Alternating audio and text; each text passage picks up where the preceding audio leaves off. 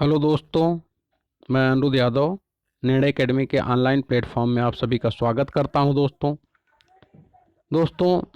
इस समय कोरोना महामारी के चलते सभी शिक्षण संस्थान बंद हैं। ऐसी स्थिति में छात्रों के हितों को देखते हुए निर्णय एकेडमी ने यह फैसला लिया है कि दोस्तों आप लोगों को निर्णय एकेडमी के टेलीग्राम चैनल के माध्यम से प्रश्नों की लगातार श्रृंखला उपलब्ध कराई जाती रही है और साथ ही साथ अब यह भी डिसीजन लिया गया है कि आपको यूट्यूब के माध्यम से भी कुछ न कुछ पठन सामग्री उपलब्ध कराई जाती रहे। तो इसी क्रम में दोस्तों हम लोग आज सामान्य अध्ययन के अंतर्गत भूगोल टॉपिक में सौर मंडल के भाग 1 को देखेंगे। यहाँ पर दोस्तों हम लोग सौर मंडल को 3 भागों में विभाजित करके पढ़ेंगे और इसी परिप्रेक्ष्य में हम लोग यह भी देखने का प्रयास करें दोस्तों कि जो कोरोना वायरस बीमारी है, जैसा कि इसको आप लोगों ने देखा भी होगा, पढ़ा भी होगा, कोविड-19 के नाम से जाना जाता है। तो यह कोविड जो 19 है, इसका नामकरण किसने किया है? तो दोस्तों इसका नामकरण किया है WHO ने। विश्व स्वास्थ्य संगठन ने कोरोना वायरस महामारी को कोविड-19 के नाम से 19 नाम दिया हुआ है। तो दोस्तों सौर मंडल है क्या? तो दोस्तों सभी आकाशीय पिंडों को सम्मिलित रूप से हम सौर मंडल के नाम से जानते हैं, जिसके अंतर्गत देखा जाए तो ग्रह, उपग्रह, उल्का, उल्कास्म, उल्कापिंड इत्यादि को सम्मिलित किया जाता है। अब बात यहाँ पर आती है, एक सवाल बनता है कि आखिर सौर मंडल की उत्पत्ति कैसे हुई? तो दोस्तों सौर मंडल की उत्पत्ति की बात अगर किया जाए तो सौर मंडल की उत्पत्ति सूर्य के माध्यम से हुई है। इसका जन्मदाता कौन है? तो इसका जन्मदाता सूर्य है। इसी कारण से सूर्य को सौर मंडल के पिता के नाम से जाना जाता है। फादर ऑफ सोलर सिस्टम के नाम से किसे जाना जाता है? सूर्य को जाना जाता है। तो दोस्तों यहाँ पर अब सवाल बनता है कि सूर्य क्या है? ग्रह है, उपग्रह है, क्या है? तो दोस्तों यहाँ पर सूर्य ना तो ग्रह है ना तो उपग्रह है, बल्कि क्या है? यह एक तारा है। और दोस्तों यह तारा है और यहाँ पर एक और सवाल आपसे पूछा गया है कि पृथ्वी के निकट, पृथ्वी के सबसे निकट का तारा कौन सा है? तो पृथ्वी के सबसे निकट का तारा सूर्य है। और अगर यही सवाल घुमाकर पूछे कि पृथ्वी के सबसे निकट का खगोलीय पिंड कौन सा है? तो दोस्तों पृथ्वी के सबसे निकट का खगोलीय पिंड चंद्रमा है। कौन सा है? चंद्रमा है। अब आपको हम यहाँ पर बताना चाहेंगे दोस्तों कि जितने भी ग्रह उपग्रह हैं वह सूर्य के प्रकाश से ही प्रकाशित होते हैं। अब आपके दिमाग में यहाँ पर आ रहा होगा दोस्तों कि आखिर सूर्य में इतना प्रकाश कैसे पाया जाता है, क्या कारण है? तो दोस्तों सूर्य में नाभिकीय संलयन की क्रिया हो रही है और नाभिकीय संलयन की क्रिया यह लगातार क्या है? जारी है। और नाभिकीय संलयन की क्रिया एक ऐसी क्रिया है जिसको रोका नहीं जा सकता, यह अनवरत चलने वाली प्रक्रिया है। तो जिसमें हाइड्रोजन क्या हो रहा? लगातार हीलियम में परिवर्तित हो रहा है। तो दोस्तों यह जो वीडियो है आपका, यह सुपर टेट के लिए भी है, जूनियर टेट के लिए भी है और टेट के लिए भी है और अदर वनडे एग्ज़ाम के लिए भी है। तो दोस्तों यहाँ पर हम लोग देखने का प्रयास करेंगे कि आखिर हमारे सौर मंडल में कुल कितने ग्रह हैं। तो ध्यान रखिएगा, पहले तो है सूर्य। क्या है? सूर्य। एक है बुध, पहला है सूर्य से बुध। बुध के बाद कौन सा है? शुक्र। शुक्र के बाद कौन सा है? पृथ्वी। पृथ्वी के बाद कौन सा है? मंगल। कौन सा है? मंगल। फिर कौन सा है? बृहस्पति। बृहस्पति के बाद कौन सा है? तो शनि। शनि। फिर अरुण, फिर वरुण, फिर यम। तो दोस्तों ध्यान रखिएगा, यहाँ पर यम है, अब इसे क्या किया गया है? ग्रह की श्रेणी से हटा दिया गया है और इसलिए अब हमारे सौर मंडल में ग्रहों की संख्या कितनी है? 8 है। कितनी है? 8 है। और इसे क्यों हटाया गया दोस्तों? क्योंकि यह वरुण की कक्षा को क्या कर रहा था? लगातार अतिक्रमण कर रहा था। इसी कारण इसे ग्रहों की श्रेणी से हटा दिया गया है। अब यहाँ पर बात आती है दोस्तों कि सौर मंडल का सबसे बड़ा ग्रह कौन सा है? तो सौर मंडल का सबसे बड़ा ग्रह बृहस्पति है। कौन सा है? बृहस्पति है। और सबसे छोटा ग्रह कौन सा है? तो सबसे छोटा ग्रह बुध है। तो ध्यान रखिएगा कि सौर मंडल का सबसे बड़ा ग्रह कौन सा है, तो बृहस्पति। सबसे छोटा ग्रह कौन सा है, तो बुध है। चलिए दोस्तों, चलते हैं हम लोग अगले अपने सवाल की ओर। तो दोस्तों ध्यान रखिएगा, पढ़ाई को अनवरत चालू रखिएगा। अगर कोई भी टॉपिक आपको लगता है कि ज्योग्राफी में यह कन्फ्यूजन है, यह हमें समझ में नहीं आया है, तो आप टेलीग्राम चैनल पर आप कमेंट के माध्यम से हमें बता सकते हैं कि सर इसको एक्सप्लेन कर दीजिए, मैं उसको यूट्यूब के माध्यम से एक्सप्लेन कर दूंगा। ठीक है, तो चलिए पहला सवाल बहुत लाजवाब, बहुत शानदार सवाल पूछा गया है कि परिक्रमा पथ में पृथ्वी के दोनों ओर रहने वाले ग्रह हैं। तो ध्यान रखिएगा, अगर यह सवाल हम तभी लगा सकते हैं दोस्तों जब हमें सूर्य से सभी ग्रहों का सीक्वेंस पता हो। तो जैसे यह क्या है, सूर्य है। ठीक है, सूर्य के बाद कौन सा है, बुध है। बुध के बाद क्या है, शुक्र है। शुक्र के बाद कौन सा है, पृथ्वी है। पृथ्वी के बाद कौन सा है, मंगल है। तो दोस्तों यहाँ पर परिक्रमा पथ में पृथ्वी के दोनों ओर रहने वाले ग्रह, तो इसमें से अगर देखें हम तो एक ग्रह कौन सा है, इधर शुक्र है और एक तरफ क्या है, मंगल है। तो अब ऑप्शन को हम लोग पढ़ते हैं। पहला है मंगल और बृहस्पति, गलत है। क्यों? क्योंकि शुक्र और मंगल हमें चाहिए। दूसरा ऑप्शन है बुध और शुक्र, यह भी गलत है। तीसरा ऑप्शन है शुक्र और शनि, यह भी गलत है। चौथा ऑप्शन है मंगल और शुक्र। तो यह ऑप्शन आपका क्या है, सही है। अर्थात जो आपका सही ऑप्शन होगा वह कौन सा है, मंगल और शुक्र है। अर्थात चौथा ऑप्शन आपका सही है। अब यहाँ पर बात करते हैं दोस्तों कि सबसे गर्म ग्रह, अगर आपसे पूछा जाए कि सबसे गर्म ग्रह कौन सा है, ठीक है, तो सबसे गर्म ग्रह कौन सा है, तो शुक्र है। सबसे गर्म ग्रह कौन सा है, शुक्र है। और सबसे अधिक तापांतर वाला ग्रह कौन सा है, तो सबसे अधिक तापांतर वाला ग्रह कौन सा है, तो बुध है। कौन सा है, बुध है। तो ध्यान रखिएगा। चलिए चलते हैं अगले सवाल की ओर। अब यहाँ पर है चंद्र ग्रहण का कारण है। तो दोस्तों चंद्र ग्रहण, अगर एक लाइन में कहा जाए, ग्रहण ग्रहण तभी लगता है जब सूर्य, चंद्रमा और पृथ्वी तीनों एक सीध में होते हैं, परंतु इन तीनों की स्थितियां अलग अलग होती हैं, तभी जाकर के क्या होता है, सूर्य ग्रहण और चंद्र ग्रहण की स्थिति बनती है। तो यहाँ पर हमें पूछा क्या गया है, चंद्र ग्रहण का कारण। तो दोस्तों यहाँ पर जो हम पढ़ेंगे पहले पढ़ने ऑप्शन पढ़ने से पहले हम लोग फिगर के माध्यम से समझने का प्रयास करेंगे। जैसे यह क्या है, सूर्य है और यह क्या है, चंद्रमा है। और जब सूर्य और चंद्रमा के मध्य पृथ्वी आ जाती है तो ऐसी स्थिति में कौन सा स्थिति बनती है, तो चंद्र ग्रहण बनता है। क्या लगता है, चंद्र ग्रहण। अब ऑप्शन को हम लोग पढ़ते हैं। पृथ्वी और सूर्य के बीच चंद्रमा का आ जाना, तो दोस्तों यहाँ पर सूर्य और चंद्रमा के बीच, अर्थात यह ऑप्शन क्या है, गलत है। पृथ्वी एवं चंद्रमा के बीच सूर्य का आ जाना, यह भी ऑप्शन क्या है, गलत है। सूर्य एवं चंद्रमा के बीच पृथ्वी का आना, यही ऑप्शन क्या है, सही है। अर्थात सी ऑप्शन क्या है, सही है। अब यहाँ पर बात करते हैं चंद्र ग्रहण कब लगता है। तो दोस्तों चंद्र ग्रहण पूर्णिमा को लगता है। कब लगता है, पूर्णिमा को। ठीक है, तो दोस्तों जब सूर्य और चंद्रमा के मध्य पृथ्वी आ जाती है तो ऐसी स्थिति में सूर्य का प्रकाश चंद्रमा पर ना पड़ करके पृथ्वी पर पड़ने लगता है, तो पृथ्वी की छाया क्या होती है, चंद्रमा पर पड़ती है। और ऐसी स्थिति में जो है चंद्र ग्रहण होता है। और चंद्र ग्रहण कहाँ कब लगता है, तो पूर्णिमा के दिन लगता है। अब यहीं पर बात करते हैं दोस्तों सूर्य ग्रहण की।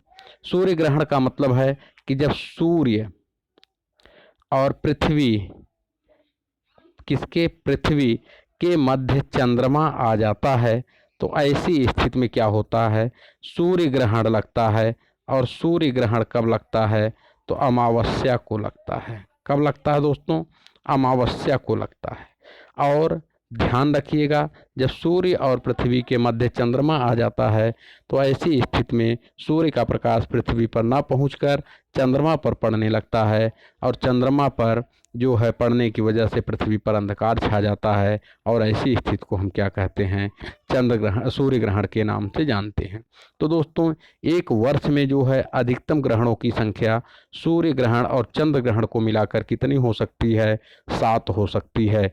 अर्थात प्रत्येक अमावस्या और प्रत्येक जो पूर्णिमा के दिन ना तो सूर्य ग्रहण और ना ही चंद्र ग्रहण लगता है।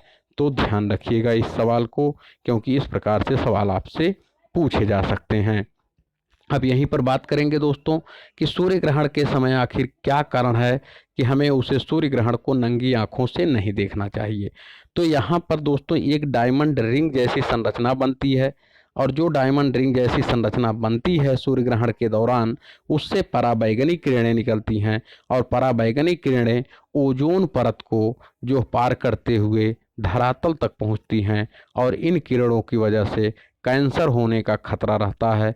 और अगर हम आँखों से देखते हैं तो ब्लाइंडनेस, अंधापन होने का खतरा रहता है। इसी कारण से सलाह दी जाती है कि जो है सूर्य ग्रहण के दौरान नंगी आँखों से नहीं देखना चाहिए।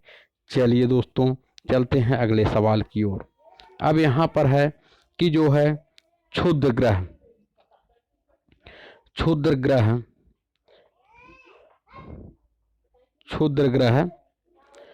जिनके बीच में पाए जाते हैं, जिन ग्रहों के बीच में पाए जाते हैं। अब बात करते हैं दोस्तों कि इसको मैंने बहुत अच्छी तरीके से आपको एक्सप्लेन किया था। क्षुद्र ग्रह जैसे यह सूर्य है, सूर्य के बाद कौन सा है? बुध है। बुध के बाद कौन सा है? शुक्र है। शुक्र के बाद कौन सा है? पृथ्वी है। पृथ्वी के बाद कौन सा है? मंगल है। और मंगल के बाद कौन सा है? बृहस्पति है। तो दोस्तों यहाँ पर अगर हम बात करें तो मंगल और बृहस्पति के बीच जो ग्रह छोटे छोटे उपग्रह पाए जाते हैं, इन्हें हम क्षुद्र ग्रहों के नाम से जानते हैं। तो दोस्तों यह कौन सा हो गया? मंगल और बृहस्पति के बीच। तो चलिए ऑप्शन देखते हैं। पहला है मंगल और शुक्र, गलत है, क्योंकि हमें क्या चाहिए? मंगल और बृहस्पति। दूसरा है बृहस्पति और शनि, यह भी गलत है। क्या चाहिए हमें? मंगल और बृहस्पति। तीसरा ऑप्शन है मंगल और बृहस्पति, यही विकल्प क्या है? सही है, अर्थात सी विकल्प ही आपका क्या है? आंसर है। ठीक है दोस्तों, अब यहाँ पर हम लोग एक सवाल और देख लेते हैं कि दोस्तों सबसे गर्म ग्रह कौन सा है? तो सबसे गर्म ग्रह आपका है शुक्र। कौन है? शुक्र। सबसे अधिक तापांतर वाला ग्रह कौन सा? तापांतर वाला ग्रह कौन सा है? तो बुध है। कौन सा है? बुध है। ठीक है दोस्तों, चलिए चलते हैं अगले सवाल की ओर। अगला सवाल है, अभी मैंने आपको यहाँ पर एक्सप्लेन किया है, वही सवाल यहाँ पर आपको पुनः मिला कि डायमंड रिंग की घटना होती है। तो अभी मैंने आपको बताया था डायमंड रिंग की घटना कब होती है? तो सूर्य ग्रहण के दौरान होती है। कब होती है? सूर्य ग्रहण के दौरान होती है। और इसे किस नाम से जाना जाता है? इसे कोरोना के नाम से भी जाना जाता है, क्योंकि अगर हम देखें तो इस प्रकार की कुछ संरचना बनती, जैसे यह सूर्य है, तो जब सूर्य ग्रहण लगता तो इस प्रकार की संरचना बनती, और इसी को क्या कहा गया है? डायमंड रिंग कहा गया। क्या कहा गया है? डायमंड रिंग कहा गया। और इसी से अल्ट्रा वायलेट किरणें निकलती हैं। तो ध्यान रखिएगा यह कब होता है? तो सूर्य ग्रहण के दिन होता, अर्थात सी ऑप्शन क्या है? सही है। चलिए चलते हैं अगले सवाल की ओर। अगला सवाल है आपका, निम्नलिखित में किस आकाशीय पिंड को परिक्रमण और परिभ्रमण दोनों गति में बराबर समय लगता है? तो यहाँ पर हम पहले दोनों शब्द समझेंगे, परिक्रमण और परिभ्रमण। तो दोस्तों जैसे मान लीजिए कोई भी अगर आकाशीय पिंड है, जैसे मान लीजिए यह है, अगर यह अपने अक्ष पर गति कर रहा है तो इसे हम परिक्रमण गति कहेंगे। क्या कहेंगे? परिक्रमण गति कहेंगे। अगर मान लीजिए यह किसी ग्रह या सूर्य की परिक्रमा कर रहा है तो इसे हम क्या कहते हैं? परिभ्रमण गति कहते हैं। ठीक है, अब यहाँ पर ऑप्शन जो दिया गया है चंद्रमा, बुध, शुक्र, शनि, तो इनमें कौन सा है? तो इसमें जो होगा वह है चंद्रमा। पहला ऑप्शन आपका क्या है? सही है। तो ध्यान रखिएगा दोस्तों, अगर इस प्रकार से सवाल आपसे पूछा जाता है कि कौन सा आकाशीय पिंड है जो जिसमें परिक्रमण और परिभ्रमण दोनों गति में बराबर समय लगता है, तो वह कौन सा होगा? वह होगा आपका चंद्रमा होगा। कौन सा होगा? चंद्रमा होगा। अब यहाँ पर अगर बात किया जाए चंद्रमा जो है पृथ्वी का एकमात्र उपग्रह है। चंद्रमा पृथ्वी का एकमात्र उपग्रह है। और दोस्तों ध्यान रखिएगा, चंद्रमा को जो है जीवाश्म ग्रह की संज्ञा दी गई है। किसकी संज्ञा दी गई है? जीवाश्म ग्रह की संज्ञा दी गई है। और इसका जो दोस्तों अध्ययन किया जाता है चंद्रमा का, वह किया जाता है सेलेनोलॉजी के अंतर्गत। किसके अंतर्गत? सेलेनोलॉजी के अंतर्गत किया जाता है। ठीक है, किसके अंतर्गत किया जाता है? तो सेलेनोलॉजी के अंतर्गत किया जाता है। और दोस्तों ध्यान रखिएगा, चंद्रमा पर सबसे पहले कदम रखने वाला व्यक्ति कौन है? तो नील आर्मस्ट्रांग है। कौन है? नील आर्मस्ट्रांग हैं। ठीक है, आर्मस्ट्रांग। तो दोस्तों इन्होंने जिस जगह पर अपना पहला कदम रखा था उसे सी ऑफ ट्रैंक्विलिटी के नाम से जाना जाता है। किसके नाम से जाना जाता है? सी ऑफ ट्रैंक्विलिटी के नाम से जाना जाता है। यह सवाल आपसे पूछा गया है। चलिए चलते हैं दोस्तों अगले सवाल की ओर। अगला सवाल है, हैली धूमकेतु का आवर्तकाल है, यानी कितने वर्ष के पश्चात हैली धूमकेतु दिखाई देता है? तो ध्यान रखिएगा, धूमकेतु क्या है? यह तारों का समूह होता है। जब कभी यह सूर्य के समीप गुजरता है तो यहाँ पर पूंछ जैसी संरचना इस प्रकार से बन जाती है। तो दोस्तों मैंने पढ़ाते समय आपको बताया भी था कि यहाँ पर 2-3 प्रकार सवाल पूछे जाते हैं। पहले, जब यह सूर्य के समीप आते हैं तो यह क्या होते हैं? यहाँ पर पूंछ सदृश संरचना बन जाती है। और पूंछ सूर्य से क्या होती है? हमेशा दूर होती है। ध्यान रखिएगा, सूर्य हम जो पूंछ होती है धूमकेतु की, वह क्या होती है? सूर्य से हमेशा दूर होती है। तो यहाँ पर दोस्तों एक हैली धूमकेतु है जो प्रत्येक 76 वर्ष के पश्चात दिखाई देता है। अर्थात यहाँ पर ऑप्शन दिया गया है 66 वर्ष, 76 वर्ष, 86 वर्ष, 96 वर्ष। तो आंसर क्या होगा? 76 वर्ष। ठीक है, तो यहाँ पर आपसे जो अगला सवाल पूछा जाएगा, धूमकेतु की जो पूंछ होती है वह कहाँ होती है? तो सूर्य से दूर होती है। कहाँ होती है? सूर्य से दूर होती है। चलिए चलते हैं अगले सवाल की ओर। अगला सवाल है कि सौर मंडल का सबसे बड़ा ग्रह कौन सा है? तो दोस्तों यहाँ पर बुध, शुक्र, बृहस्पति, शनि। तो ध्यान दीजिएगा, मैंने शुरुआत में ही बताया कि सौर मंडल का सबसे बड़ा ग्रह कौन सा है? तो बृहस्पति है। कौन सा है?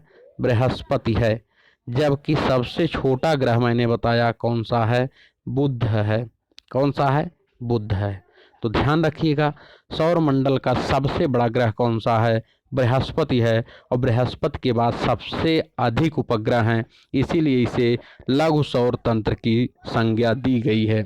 अगर आपसे पूछा जाए कि मिनिएचर ऑफ सोलर सिस्टम के नाम से किसे जाना जाता है या लघु सौर तंत्र के नाम से किसे जाना जाता है, तो दोस्तों बृहस्पति को जाना जाता है। और यहीं पर अगर हम बात करें बुध की, तो बुध के पास कोई भी उपग्रह नहीं है और यह सौरमंडल का सबसे अधिक तापांतर वाला उपग्रह है। यहीं पर दोस्तों एक पॉइंट और हम लोग देखने का प्रयास करते हैं कि बृहस्पति का उपग्रह है गैनमीड। कौन सा? गैनमीड। यह जो है यह सौरमंडल का सबसे बड़ा उपग्रह है। गैनमीड क्या है? सौरमंडल का सबसे बड़ा उपग्रह है। और अगर आपसे पूछा जाए कि जो है सौरमंडल का सबसे छोटा उपग्रह कौन सा है, तो सौरमंडल का सबसे छोटा उपग्रह कौन सा है? तो डीमोस है। कौन सा है? डीमोस है, मंगल ग्रह का। ठीक है, तो ध्यान रखिएगा। ठीक है, कौन सा है? डीमोस है। चलिए दोस्तों चलते हैं, अब यहीं पर एक और देख लेते हैं। शुक्र। शुक्र को सबसे जो गर्म ग्रह क्यों कहा जाता है? क्योंकि लगभग यहाँ पर 95% क्या पाई जाती है?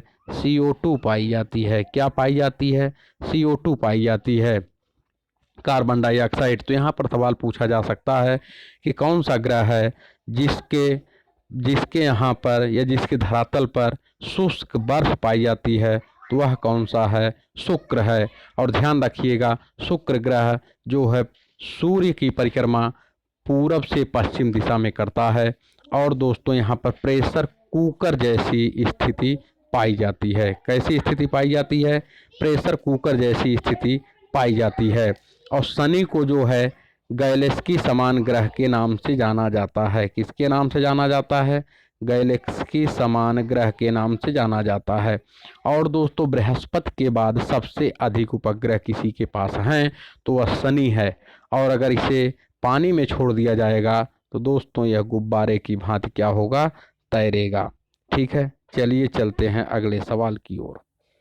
अब यहाँ पर है दोस्तों कि दक्षिणी गोलार्ध में सबसे लंबा दिन कब होता है। तो मैंने आप लोगों को बताया था कि जैसे मान लीजिए यह ग्लोब है और यह है विषुवत रेखा 0 डिग्री, और यह है आपकी कितनी 23.5 डिग्री कर्क रेखा, और यह भी है आपकी कितनी 23.5 डिग्री मकर रेखा। मैंने बताया था दोस्तों 21 मार्च और 23 सितंबर के दिन सूर्य कहाँ होता है, विषुवत रेखा पर।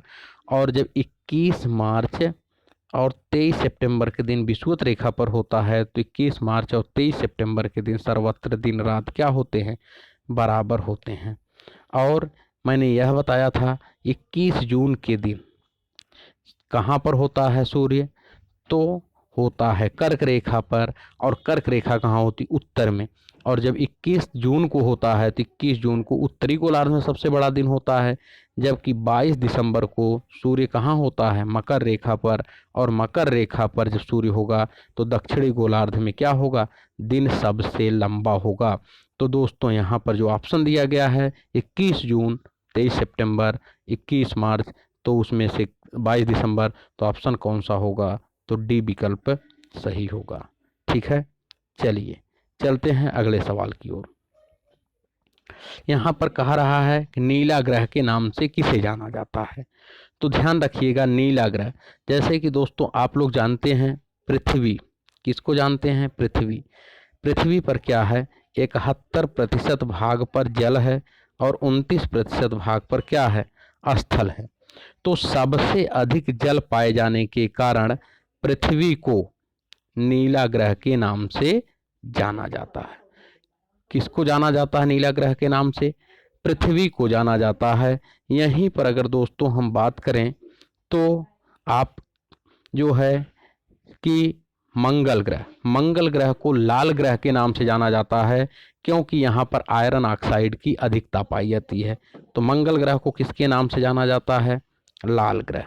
पृथ्वी को किसके नाम से जाना जाता है, तो नीला ग्रह।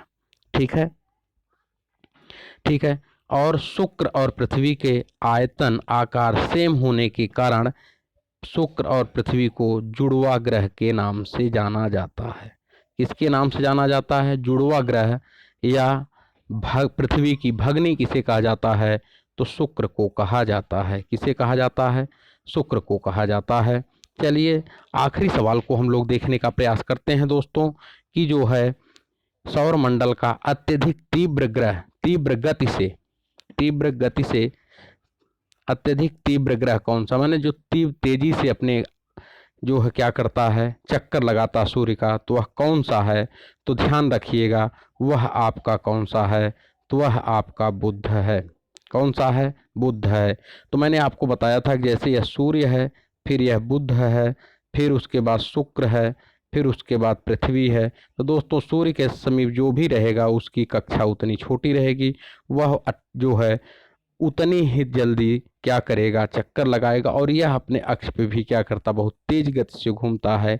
इसी कारण से अगर पूछा गया है सौर मंडल का अत्यधिक तीव्र ग्रह कौन सा है, तो वह है बुध ग्रह है। तो दोस्तों ध्यान रखिएगा, आज की श्रृंखला में बस इतना ही, और शेष हम लोग नेक्स्ट इसी प्रकार से प्रतिदिन आप प्रयास करेंगे कि चैप्टर वाइज जो भी श्रृंखलाएं आपको प्रश्नों की उपलब्ध कराई गई है उसको लगातार दिया जाता रहेगा। और दोस्तों आप लोग इसे स्वयं देखिए और अपने मित्रों को भी शेयर कीजिए। और दोस्तों अगर कोई भी समस्या होती है तो आप टेलीग्राम चैनल पर कमेंट के माध्यम से संपर्क कर सकते हैं। धन्यवाद दोस्तों।